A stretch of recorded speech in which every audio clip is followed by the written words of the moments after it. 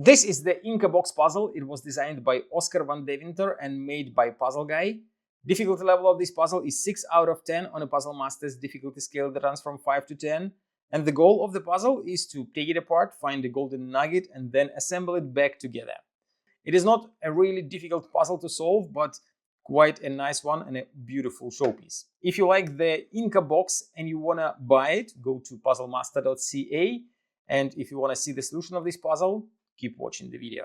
So first of all, it looks like it is a solid piece of puzzle. There are no moving parts here, but then you will discover that you can move one of the pieces like that.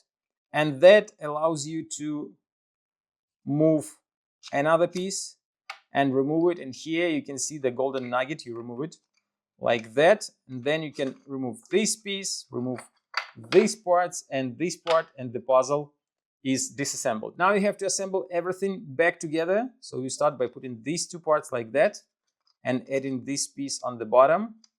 Then you grab this piece and put it right in here. And actually, no, the next one will be this piece. You put it right here and slide it all the way to the back. Then you put this piece right in here. Here you can put the golden nugget back inside.